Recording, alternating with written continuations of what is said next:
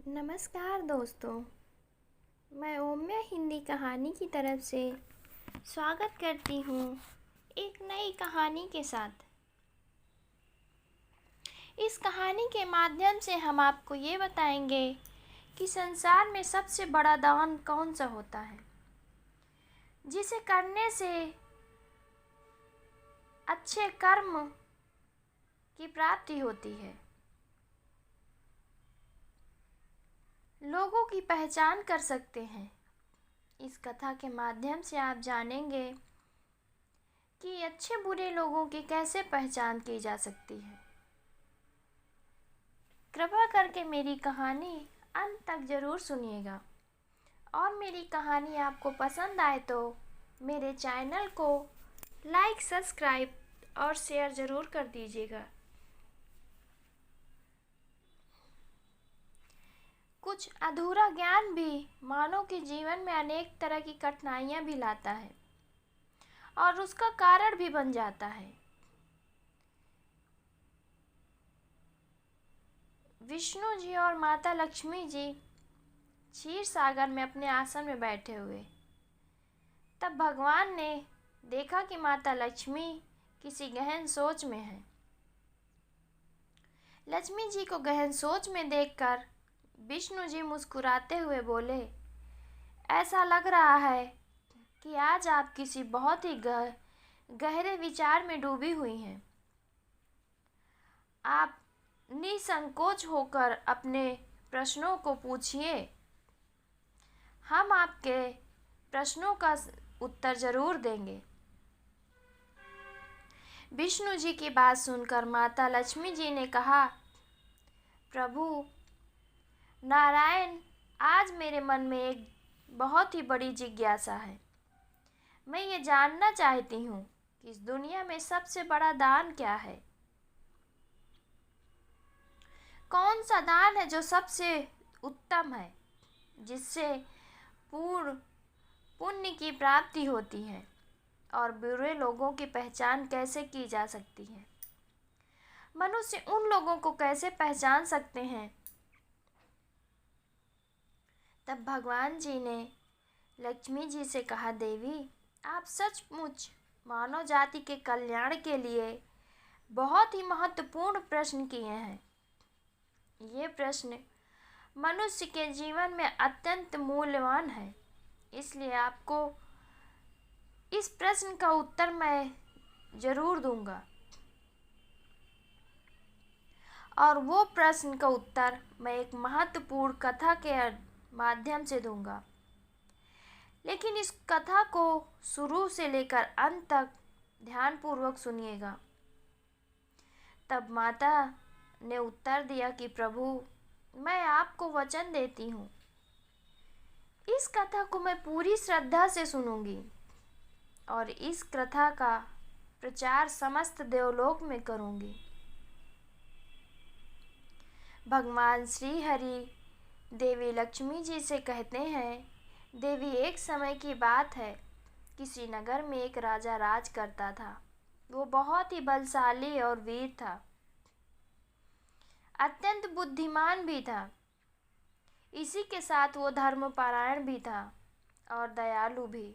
उस राजा की रानी भी संस्कारी और अत्यंत धार्मिक स्वभाव की थी।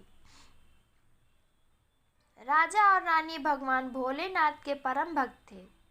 वे प्रतिदिन भगवान शिव जी के मंदिर में जाकर उनकी पूजा अर्चना करते। ये उनका प्रतिदिन का नियम भी था। वो राजा अपने राज्य को धर्म पूर्वक चलाता था। उसके राज्य में कभी कोई भी व्यक्ति दुखी नहीं रहता, बल्कि उसकी सारी प्रजा सुख और वैभव से संपन्न थी। इसलिए पूरा नगर हर तरह की खुशियों से भरा पड़ा था। वहाँ के जानवर भी एक दूसरे को कभी भी किसी भी तरह की हानि नहीं पहुँचाते। यहाँ तक कि एक ही नदी में शेर और बकरी शांतिपूर्वक पानी पीते। इसी तरह से दिन बीत रहे थे। राजा की उम्र ढलती जा रही थी और उनके विवाह की भी कई वर्ष बीत चुके, लेकिन उस राजा को कोई संतान नहीं थी। राजा इस बात को लेकर अधिक चिंता भी नहीं करते थे। वो निश्चित होकर अपनी प्रजा के सुख दुख का ध्यान रखते और प्रजा भी उनसे अत्यधिक प्रेम करती और उन्हें सम्मान देती। एक दिन की बात है, वो राजा रोज की तरह अपनी पत्नी के साथ महादेव शिव जी के मंदिर की ओर जा रहा था। तभी अचानक उसने देखा कि सामने वाले घर में एक स्त्री झाड़ू लगा रही है।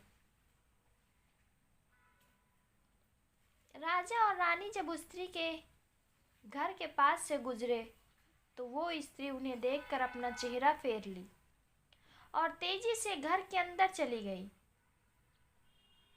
उसके ऐसा व्यवहार देखकर राजा और रानी को बिल्कुल अच्छा नहीं लगा। उन्हें बहुत दुख हुआ।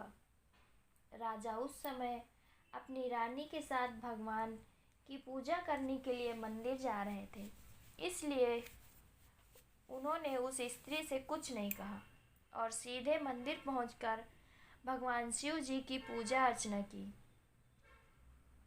पूजा के बाद राजा अपनी रानी के साथ वापस महल लौट आए, लेकिन महल पहुंचने के बाद राजा ने अपने एक सैनिक को बुलाया और उसे आदेश दिया,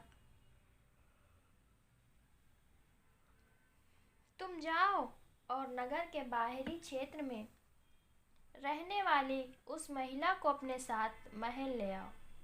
ध्यान भी रखना, तुम उसे कुछ भी मत बताना कि तुमको क्यों बुलाया गया है। बस तुम उस स्त्री को पहले हमारे पास ले आओ। भगवान विष्णु जी कथा सुनाते हुए आगे कहते हैं, हे देवी। राजा का आदेश पाते ही वो सैनिक तुरंत ही उस स्त्री के घर पहुंचा। उस समय महिला का पति घर पर नहीं था। फिर भी वो सैनिक उस स्त्री के घर के दरवाजे को खटखटाने लगा और कुछ देर बाद वो महिला अपने घर का दरवाजा खोलती है।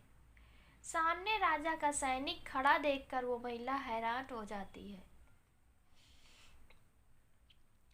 वो पूछती है, क्या हुआ, आप मेरे घर क्यों आए हैं?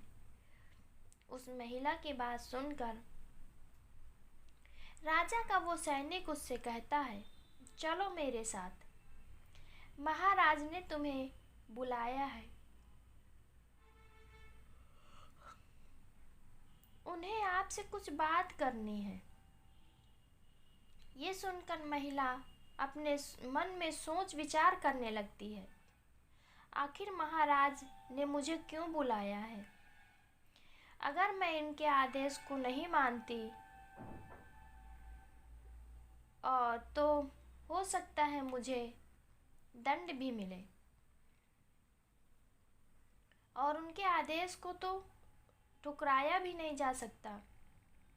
मुझे राज दरबार में जाना ही पड़ेगा। उसके बाद वो स्त्री सैनिक को अपने साथ लेकर राजमहल पहुंच गई। महल में पहुंचकर वो महिला राजा को प्रणाम करती है और कहती है, महाराज आपने मुझे अचानक क्यों बुलाया है? क्या मुझसे कोई गलती हो गई है? मैंने कोई अपराध किया है जिस कारण आपने मुझे यहाँ बुलाया है? उस महिला की बात सुनकर राजा कहते हैं, तुम मुझे एक बात बताओ, आज सुबह जब हम पति पत्नी भगवान शिव जी के पूजा अर्चन को जा रहे थे, तुमने हमें देखकर मुंह क्यों फेर लिया और हमें आते हुए देखकर तुम दौड़ते हुए अपने घर चली गई? तुमने हमें देखकर ऐसा दुर्व्यवहार क्यों किया? तब महिला ने निर्भीकता होकर बिना किसी डर के राजा से कहती है, महाराज आप भले ही मुझे मृत्युदंड दे दें तो भी मुझे कोई एतराज नहीं, परंतु मैं सच ही कहूँगी, आपके महल में बड़े बड़े विद्वान हैं, पंडित हैं। अगर मैं गलत बोलूं तो आप उनसे पूछ सकते हैं। हमारे नगर में ये मान्यता है कि सुबह सुबह आपका चेहरा देख लें तो उस व्यक्ति का पूरा दिन खराब हो जाता है। इसका कारण है आप संतानहीन। अभी तक आपको कोई संतान नहीं प्राप्ति हुई, इसी कारण मैंने आपका मुंह नहीं देखा। अपना मुंह फेर लिया और अपने घर के अंदर चली गई। उस महिला की ऐसी बात सुनकर राजा आश्चर्य में पड़ गए। वो अपने मन में सोचते रहे कि महिला तो बिल्कुल सत्य ही कह रही है। यदि किसी नगर के राजा को संतान नहीं हो तो उसकी प्रजा के लिए बिल्कुल भी शुभ नहीं माना जाता। उसके बाद उस महिला को वापस अपने घर जाने की अनुमति दे दी गई और सैनिक के साथ उसे ससम्मान उसके घर भिजवा दिया गया। फिर राजा अपने मन में विचार करते हुए बहुत दुखी हो गए। वो सोच रहे थे कि अब मुझे भगवान शिव जी के मंदिर में जाकर भगवान से प्रार्थना करनी चाहिए कि मुझे संतान प्राप्ति का वरदान दे दें और मुझे उसके लिए यज्ञ करना है। ऐसा सोचकर वो राजा अपने कक्ष में लौट कर रानी से कहते हैं, रानी, हमारे नगर के लोग हमारे चेहरे को देखना भी पसंद नहीं करते क्योंकि हमारे पास अभी तक कोई संतान नहीं है। इसलिए हमें भगवान शिव जी के मंदिर में जाकर संतान प्राप्ति का यज्ञ करना चाहिए। हम भगवान भोलेनाथ के मंदिर में चलते हैं और भगवान महादेव से प्रार्थना करते हैं कि हमें एक पुत्र प्रदान करें। राजा की बात सुनकर रानी भी उनकी बात को स्वीकारती हैं और फिर राजा रानी दोनों भगवान शिव जी के मंदिर जाते हैं और भगवान महादेव जी की पूजा करके संतान प्राप्ति के लिए यज्ञ का आयोजन करते हैं। भगवान विष्णु जी लक्ष्मी जी को कथा सुनाते हुए आगे ये बोलते हैं, देवी पुत्र प्राप्ति के लिए राजा और रानी ने यज्ञ का आरंभ किया, लेकिन यज्ञ संपन्न होने के बाद भी उन्हें संतान की प्राप्ति नहीं हुई। यज्ञ के निष्फल होने से राजा अत्यंत दुखी और निराश हो गए। यज्ञ का आयोजन करने वाले पंडित जी भी सोच में पड़ गए। वो मन ही मन सोचते हुए व्याकुल हो गए कि अब तक भी मैंने जितने भी यज्ञ किए हैं उनमें से कोई भी यज्ञ आज तक असफल नहीं हुआ है। इसका अर्थ ये है कि शायद राजा के भाग्य में ही खोट है और ऐसा प्रतीत होता है कि ईश्वर ने इन राजा के भाग्य में संतान का योग्य ही नहीं लिखा। इसलिए संतान प्राप्ति का यज्ञ करने के बाद भी संतान की प्राप्ति नहीं हुई। राजा ने हर संभव प्रयास किया। वो प्रयास कर कर के थक चुके थे और अब वो गहरे निराशा में डूब रहे थे। एक दिन राजा संतान की कमी के बारे में सोच ही रहे थे, चिंता में खोए रहते थे। सिंहासन पर बैठे बैठे राजा को अचानक एक बात याद आती है कि दूसरे नगर के वन में एक महात्मा जी निवास करते हैं। उनकी ख्याति बहुत दूर दूर तक फैली है। राजा के मन में विचार आया कि शायद उन महात्मा के पास मेरे इस कष्ट का कोई निवारण हो। अगर मैं उनके पास जाऊं तो हो सकता है वे मुझे पुत्र प्राप्ति का कोई उपाय बता दें। मुझे उनके पास जाना चाहिए। अपने मन में यह निर्णय लेकर राजा तुरंत अपनी रानी के पास गए और उनसे बात की कि प्रिय, हमें दूसरे वन में जाना है। वहाँ एक महान तपस्वी और महान ज्ञानी जी रहते हैं। मुझे लगता है कि हमारे उनके पास जाने का समय है। हो सकता है वे हमें पुत्र प्राप्ति का कोई मार्ग सुझा दें। फिर रानी ने भी राजा की इस बात से सहमति की और रानी ने कहा, स्वामी, आपकी बात बिल्कुल सही है। हमें महात्मा जी से अवश्य ही मिलना चाहिए। रानी की सहमति पाकर राजा और रानी दोनों ने एक रथ में बैठकर महात्मा जी के दर्शन के लिए दूसरे वन की ओर प्रस्थान किया। कुछ समय बाद वे दोनों वन में पहुंच गए। रथ से उतरकर राजा और रानी दोनों जंगल के भीतर जाने लगे। ऊंचे नीचे रास्ते से गुजरते हुए वे महान ऋषि के आश्रम की ओर बढ़ने लगे। भगवान विष्णु जी ने कथा सुनाते हुए लक्ष्मी जी से आगे कहा, हे देवी। फिर राजा और रानी वन के भीतर महात्मा जी की कुटिया के पास पहुंच गए। वहां वे लोग देखते हैं कि महात्मा जी एक विशाल पेड़ के नीचे ध्यान मग्न होकर साधना में लीन है।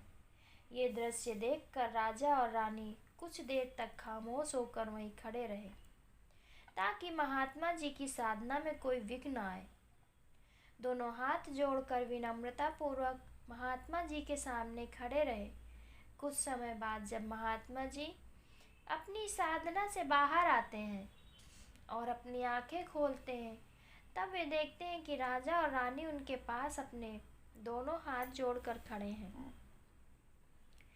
वे महात्मा जी उन राजा को अच्छी तरह से जानते थे, इसलिए वे राजा को देखकर ही पहचान लिए और राजा से मुस्कुराकर कहते हैं, हे राजन, आज आप यूं ही अचानक हमारे आश्रम में किस प्रयोजन से पधारे हैं।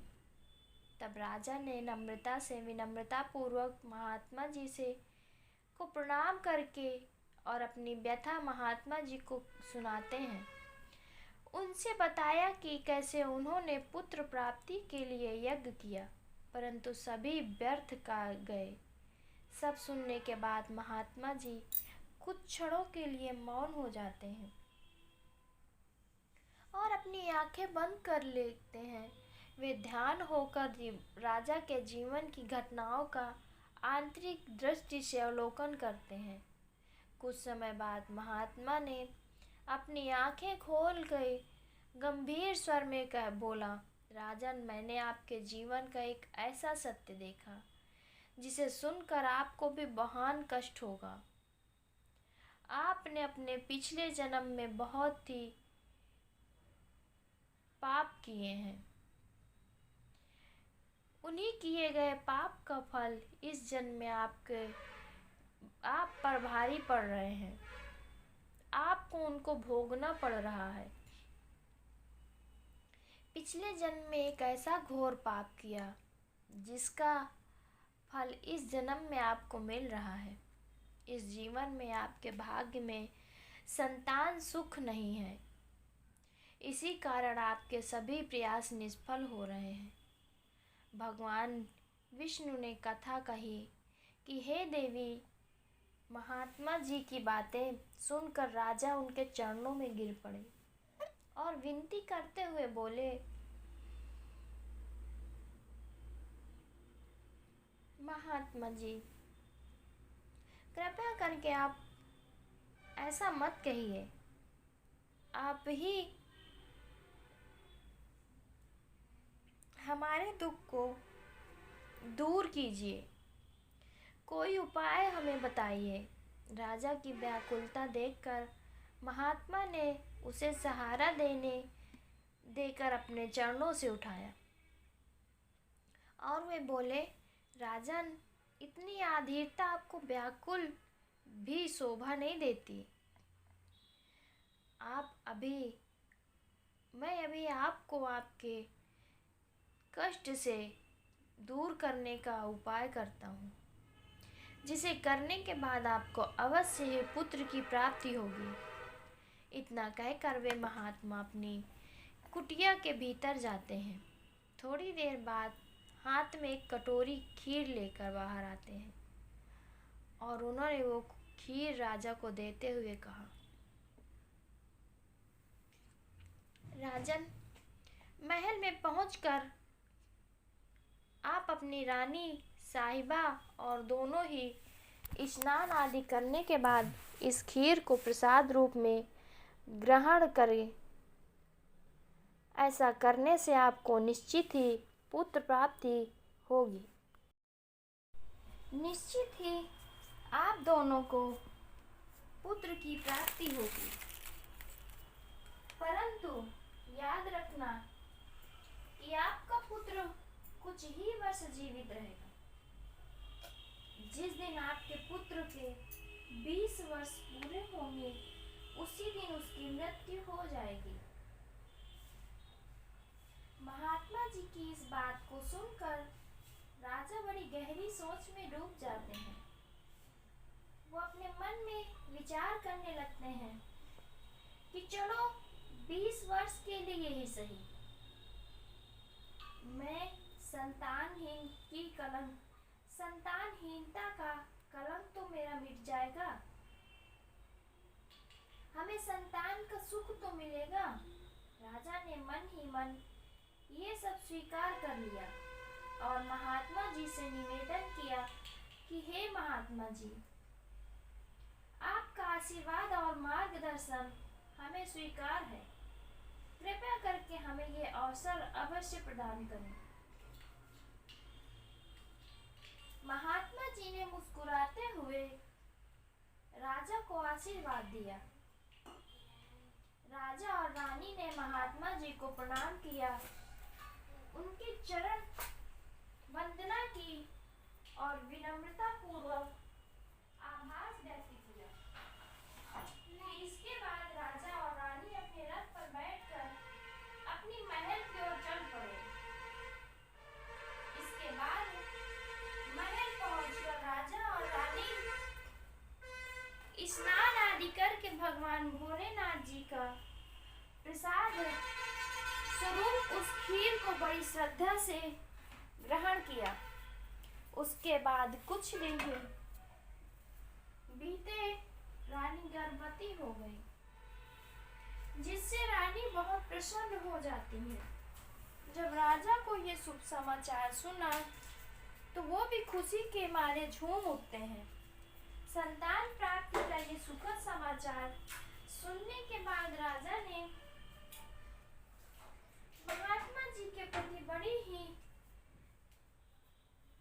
आदर और सेवा प्रकट किया। उन्होंने अपने रथ में ढेर सारे फल, फूल, वस्त्र और अन्य भेंट सामग्री रखकर वन में महात्मा जी की कुटिया में पहुंचे। राजा ने अपने रथ को रोका और विनम्र भाव से नीचे उतरकर महात्मा जी के पास पहुंचे। महात्मा जी ध्यान मग्न बैठे थे। राजा ने उनके पास जाकर सभी वस्त्र, फूल, फल उनको समर्पित किए और गहरे आदर के साथ प्रणाम करते हुए कहा, महात्मा जी, आप ही की कृपा से हमें संतान प्राप्ति का सुख प्राप्त होने जा रहा है, इसलिए आप मेरी ये तुच्छ सी भेंट स्वीकार कीजिए। महात्मा जी ने राजा से विनम्रता और कृतज्ञता से अत्यंत प्रसन्न हुए। उन्होंने राजा की भेंट स्वीकार की।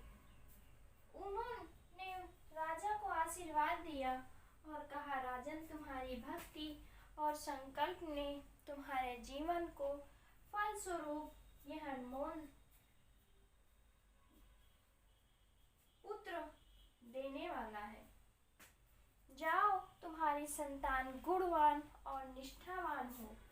उसके बाद राजा ने महात्मा जी का आशीर्वाद पाकर उनसे विदा ली और अपने महल वापस आ गए। महल लौटकर राजा बहुत ही खुशियां मनाते हैं। भगवान विष्णु जी लक्ष्मी जी को कथा सुनाते हुए कहते हैं, हे देवी, ऐसे ही दिन रहे।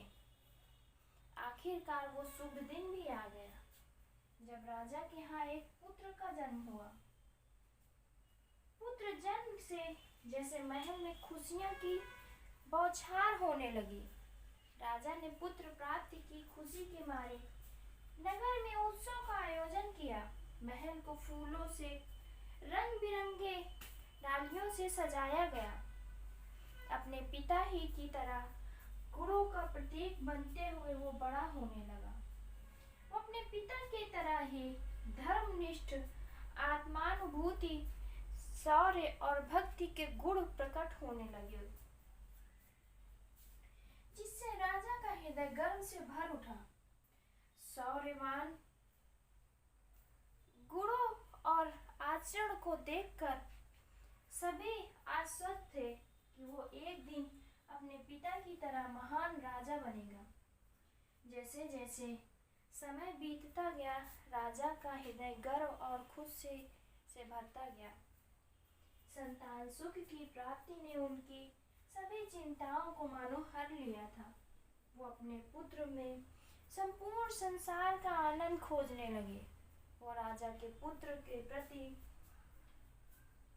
राजा ने अपने स्नेह में इतना डूब गए कि उन्हें ये महत्वपूर्ण बात भूल गई कि उनके पुत्र की आयु मात्र 20 वर्ष है। भगवान विष्णु जी कहते हैं, देवी, फिर एक दिन जब उस राजा को ये बात याद आती है कि उनके पुत्र की आयु मात्र 20 वर्ष है, इसलिए जब राजा के पुत्र शौर्यवीर की आयु 15 वर्ष की हो जाती है तो वो राजा दिन रात पुत्र के भविष्य को लेकर व्याकुल रहने लगते हैं। इसी बीच एक अन्य नगर में एक महापराक्रमी राजा का राज्य था। उस राजा की एकमात्र पुत्री थी जो अपनी सुंदरता और दयालुता के लिए प्रसिद्ध थी। वो देखने में ऐसी लगती मानो स्वर्ग की अप्सरा स्वयं धरती पर उतर आई। वो बहुत ही दानी स्वभाव की थी, क्योंकि उसने अपने माता पिता से धर्म संस्कार की शिक्षा ली। इसीलिए उसका हृदय भी करुणा और उदारता से भरा था। वो प्रतिदिन सुबह उठकर पक्षियों को दाना डालती और अपने द्वार पर आने वाले साधु संतों का आदर सत्कार करती और भिक्षुओं को सदा आदर से भोजन कराती। कोई भी भूखा उनके द्वार से खाली नहीं लौटता। ऐसे ही दिन बीत रहे थे। उस राजा की पुत्री भी अपने गुणों के साथ बड़ी हो रही थी। एक दिन जब शौर्य के पिता को यह बात पता चली कि दूसरे नगर में एक धीरवर और पराक्रमी राजा राज करता है, जिसकी पुत्री गुणों की खान है, साथ ही वो अत्यंत सुंदर भी है, तो राजा ने अपने मन में सोचा, ऐसी धर्मात्मा और तेजस्वी कन्या के साथ अपने पुत्र का विवाह करना उचित रहेगा। मुझे इसी प्रकार की कन्या की तलाश थी जो साथ में अपने पुत्र का विवाह कर सकूं और हमारे वंश परंपरा को बनाए रख सके। इस विचार के साथ ही राजा ने अपने मन में ही निर्णय किया कि उस राजा से प्रस्ताव रखेंगे, जिससे वो अपने पुत्र का विवाह उनकी सुंदर और धार्मिक कन्या के साथ कर सकें। भगवान विष्णु जी लक्ष्मी जी से कहते हैं, देवी, फिर राजा के पुत्र का विवाह का प्रस्ताव संदेशवाहक के माध्यम से दूसरे नगर के राजा तक पहुंचाया गया। जब दूसरे नगर के राजा ने यह प्रस्ताव सुना तो उसने अपने मन में विचार किया कि चलो अब मुझे अपनी पुत्री का विवाह कर देना चाहिए। और मैंने सुना है कि राजा के पुत्र की आयु मात्र 20 वर्ष है। इस राजा का पुत्र बड़ा ही योग्य और पराक्रमी और धर्मपरायण है। भले ही इसकी आयु का भविष्य अनिश्चित हो, इसलिए अगर उसके यहाँ कोई पुत्र पैदा हो गया तो उसका वंश आगे बढ़ता रहेगा, जिससे पुत्री भी अपनी संतान के साथ सुखी रहेगी। इन विचारों को मन में संजोए उस राजा ने शौर्यवीर के साथ विवाह का प्रस्ताव सहज स्वीकार कर लिया। फिर कुछ ही दिनों के भीतर शुभ मुहूर्त में राजा के पुत्र और राजकुमारी के साथ विवाह हो गया। वो राजकुमारी न केवल सुंदर बल्कि बहुत ही दयालु स्वभाव की थी। उसने अपने बचपन से ये नियम अपनाया था कि जब तक वो किसी भूखे या असहाय प्राणी को भोजन नहीं करवाती तब तक वो स्वयं भोजन ग्रहण नहीं करती। उनके माता पिता ने उसे सेवा और दान की भावना सिखाई थी और उसने उसे अपने जीवन का अटूट हिस्सा बना लिया। विवाह के बाद रानी का ये नियम उनके ससुराल में भी जारी रहा। हर सुबह वो महल के द्वार पर जाकर जरूरतमंद लोगों को भोजन करवाती और अपने हाथों से उन्हें अन्न का दान करती। उनकी ये दया भावना देखकर महल के सभी लोग उनका बहुत ही मान सम्मान करने लगे। धीरे धीरे ऐसे ही समय गुजर रहा था और हर गुजरते हुए दिन शौरवीर की उम्र भी बढ़ रही थी। राजा और रानी इस बात को लेकर मन ही मन चिंतित हो रहे थे। उनका पुत्र अब अपने जीवन के अंतिम समय की ओर बढ़ रहा है। उन्होंने महात्मा की भविष्यवाणी हमेशा याद रखी और अपने पुत्र की आयु केवल 20 वर्ष ही होगी। इस दुखद सत्य को केवल राजा और रानी ही जानते थे। उन्होंने ये बात किसी और को नहीं बताई ताकि महल में कोई चिंता का माहौल न बने। जैसे जैसे शौरवीर की आयु 20 वर्ष की ओर बढ़ती जा रही थी, राजा और रानी के दिल की धड़कनें तेज होती जाती। अपने पुत्र के प्रति उनका प्रेम और मोह इतना अधिक था कि वे चाहकर भी इस चिंता से मुक्त नहीं हो पाते।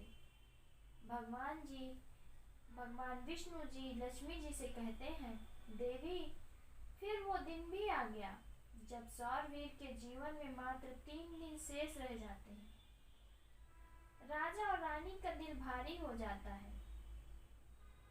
राजा बार बार अपने मन में सोचने लगते हैं कि अब क्या करूं? मेरा पुत्र 3 दिन बाद हमें हमेशा के लिए छोड़कर चला जाएगा। क्या कोई ऐसा उपाय नहीं जिससे मैं उसे बचा सकूं? रानी भी इस दुख से भरी थी और हर पल अपने पुत्र के जीवन की कल्पना करती रहती। इसलिए उसके पुत्र मोह ने उन्हें बीमार और कमजोर बना दिया। दोनों इतने दुखी थे कि अपने भोजन को त्याग दिया, परंतु अपनी पीड़ा को उन्होंने किसी के सामने प्रकट नहीं किया। वो दोनों नहीं चाहते थे कि महल के लोग उनके पुत्र की मृत्यु की बात सुनकर दुखी हों और चिंता में पड़ जाएं। फिर वो आखिरी दिन भी आ गया जिस दिन शौरवीर की आयु पूरी होनी थी, उसकी मृत्यु होनी थी। उस दिन जैसे कि सुबह हुई, राजा और रानी अपनी चिंता और दुख से व्याकुल होकर भगवान महादेव के मंदिर में बैठकर उनकी पूजा अर्चना में लग गए। वे दोनों भगवान महादेव से प्रार्थना करते हुए कहने लगे, प्रभु आप कृपा करके हमें पुत्र की मृत्यु होने के दुख को सहन करने की शक्ति दीजिए।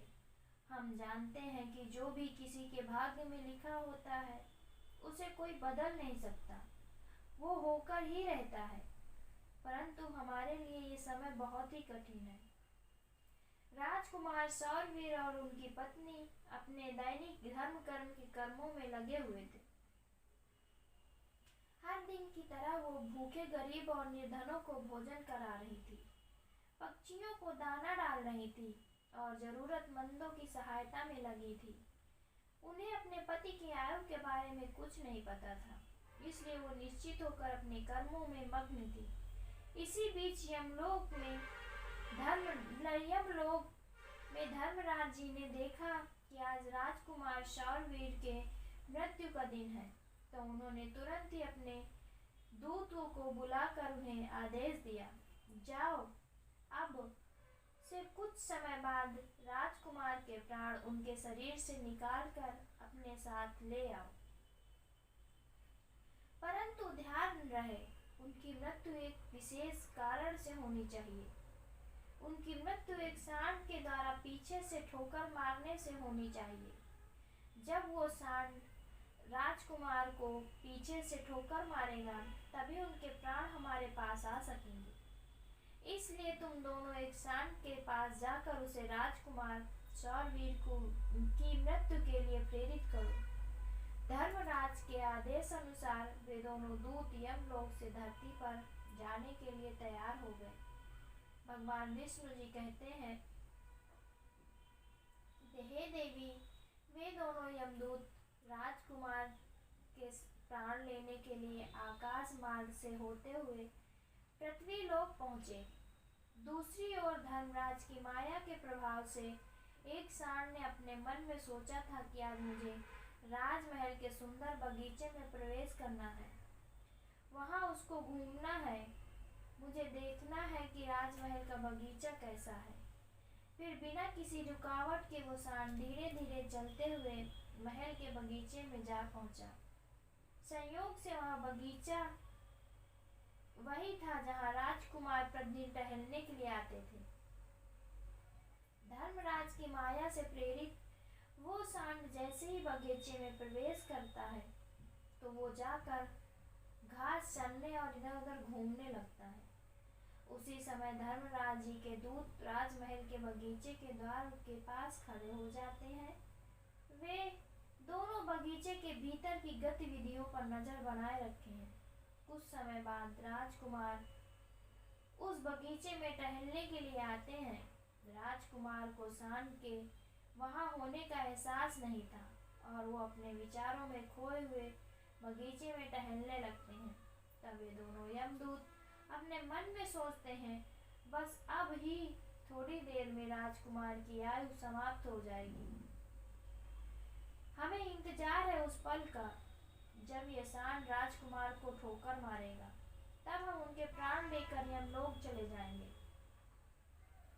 जब वे दोनों ये दूत विचार कर ही रहे थे, तभी क्या होता है कि एक अन्य नगर का एक निर्धन ब्राह्मण रहता है। उस ब्राह्मण की एक पुत्री थी जिसका समय रहते ही उसने विवाह कर दिया, लेकिन दुर्भाग्य से उसकी बेटी का पति एक दुष्ट प्रवृत्ति का व्यक्ति था, जो बहुत ही मदिरा पान करता, जुआ खेलता, पराई स्त्रियों के साथ उसके बहुत संबंध थे।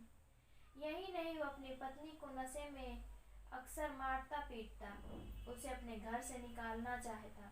उसकी इस आदत के कारण गरीब ब्राह्मण की बेटी बहुत दुखी और पीड़ित रहने लगी। लेकिन जब वो गरीब ब्राह्मण की बेटी अपने पति के साथ कुछ समय तक रही, तो एक दिन वो गर्भवती हो जाती है। इसलिए एक दिन उसने अपने पति की मारपीट से तंग आकर उसे छोड़कर अपने पिता के घर वापस मायके आ जाती है। वो आंसुओं से भरी आंखों के साथ अपने पिता से कहती है, पिताजी, आज के बाद मैं अपने पति के साथ नहीं रहूंगी।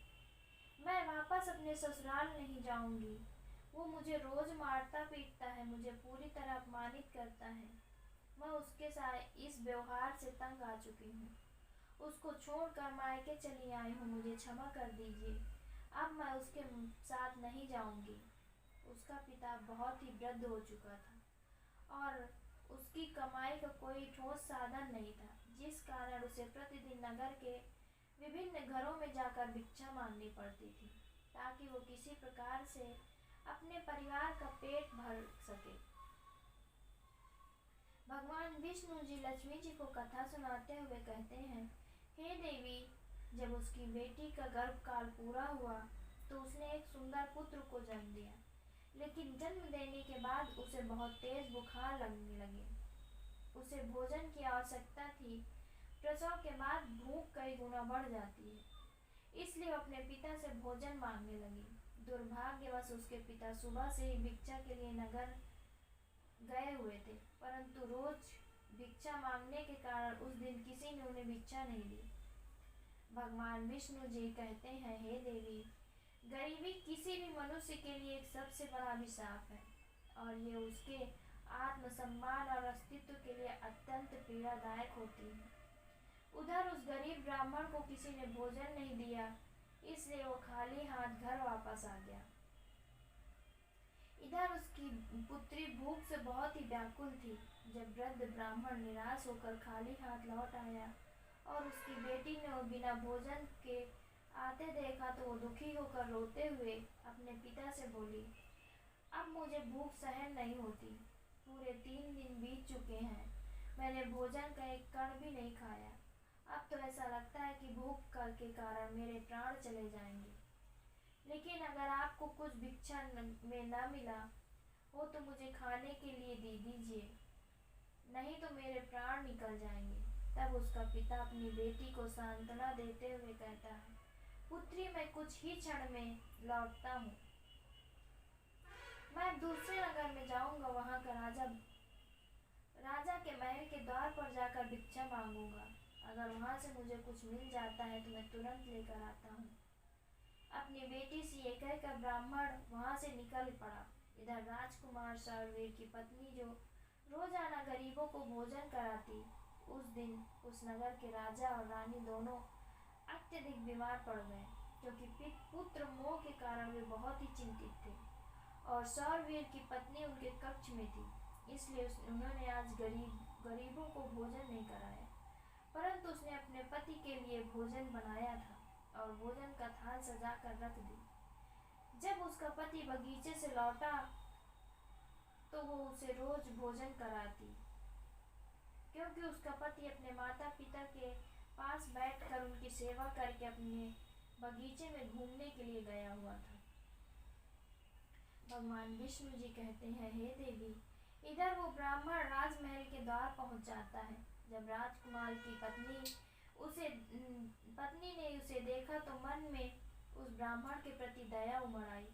उसके बाद वो वृद्ध ब्राह्मण उस राजकुमार की पत्नी को देखा, विनम्रता से कहता है, पुत्री, यदि मुझे इसमें कुछ भोजन मिल जाए तो तुम्हारा बड़ा ही उपकार होगा। राजकुमार की पत्नी को उस ब्राह्मण की बात सुनकर बहुत ही दया आई।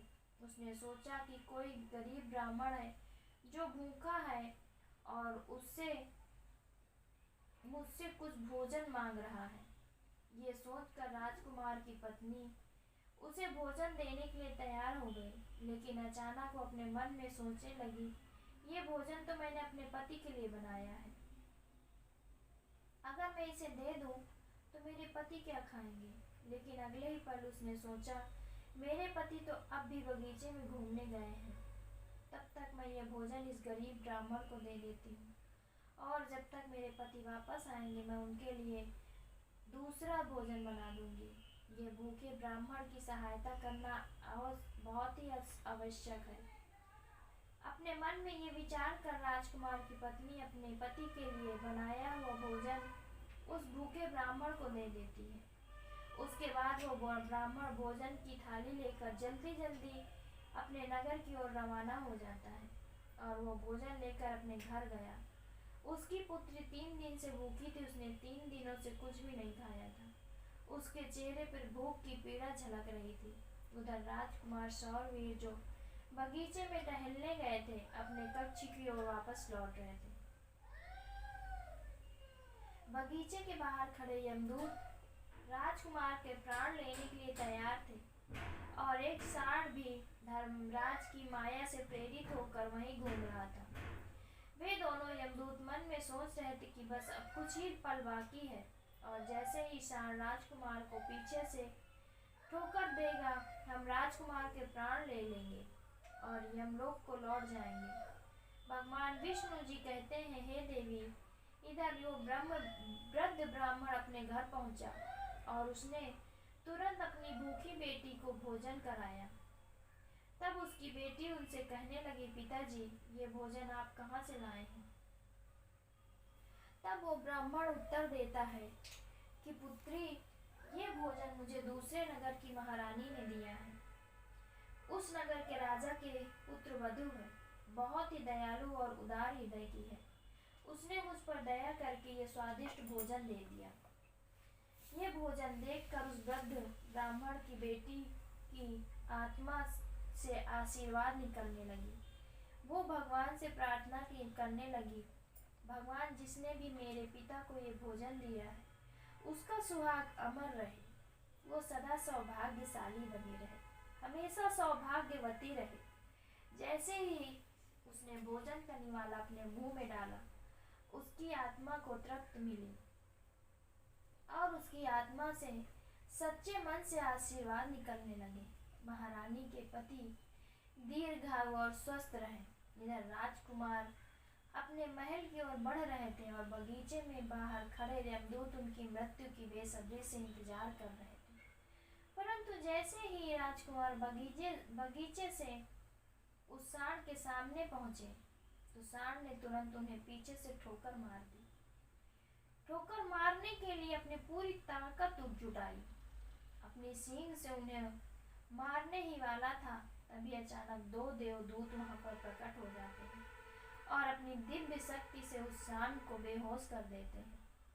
वो सांड हिल भी नहीं पा रहा था, उसमें आगे बढ़ने की शक्ति भी नहीं बची थी। इस पर वो सांड अपने मन में सोचने लगा, ये मुझे क्या हो गया?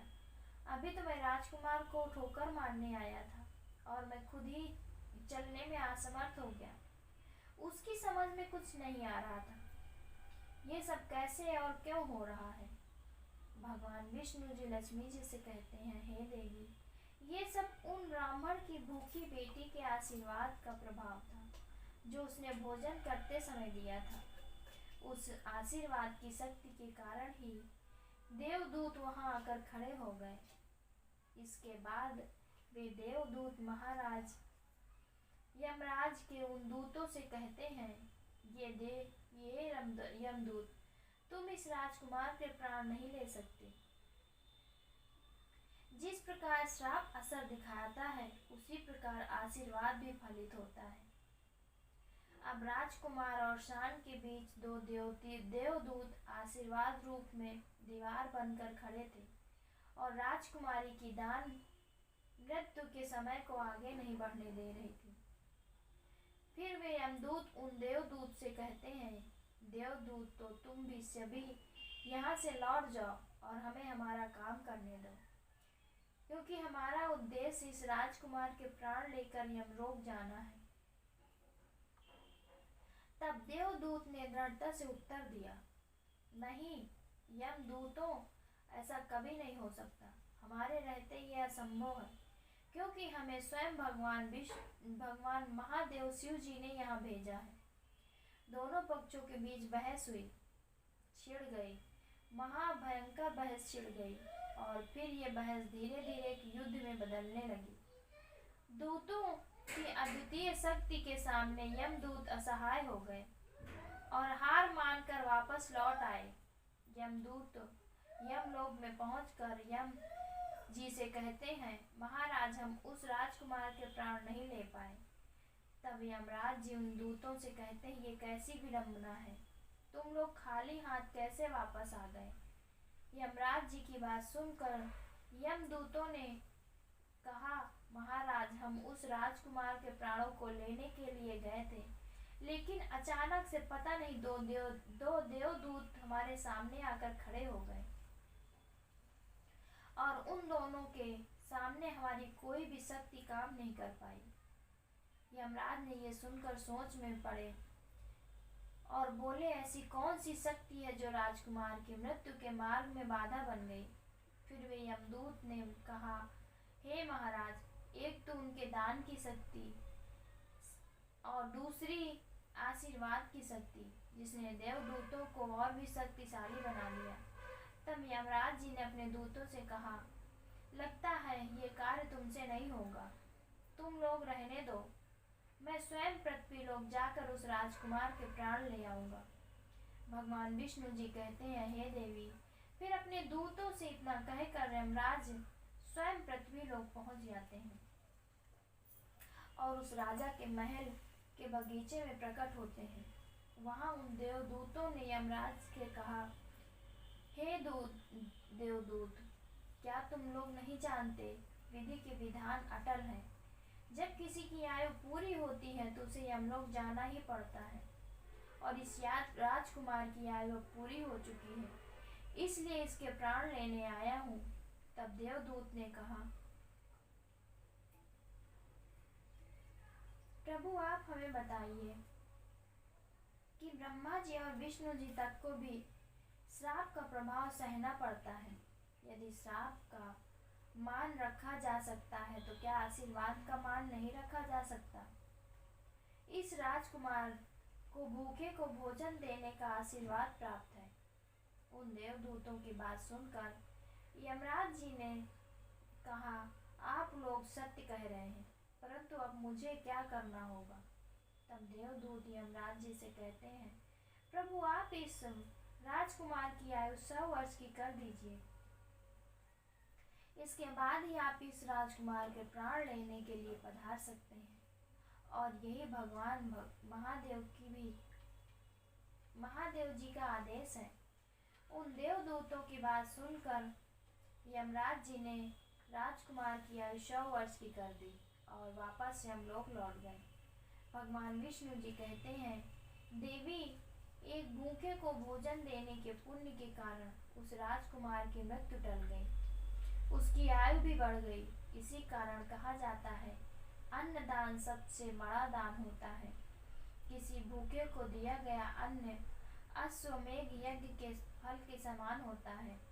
भगवान विष्णु जी माता लक्ष्मी जी से कहते हैं, हे देवी, आप तो सभी प्रश्नों के उत्तर अब मिल गए होंगे। तब माता लक्ष्मी जी कहते हैं, प्रभु, आज आपने मुझे अन्नदान का ज्ञान प्रदान किया है और मेरे सभी प्रश्नों का समाधान भी किया है, इसलिए मैं आपको विश्वास दिलाती हूँ कि मैं इस कथा का विस्तार समस्त संसार में अवश्य करूँगी। दोस्तों, अगर मेरी ये कहानी आपको पसंद आई हो तो मेरे चैनल को लाइक, सब्सक्राइब और शेयर ज़रूर कर दीजिएगा। कमेंट कर भी बताइएगा कि आपको मेरी कहानी कैसी लगी। आप सभी का बहुत बहुत धन्यवाद।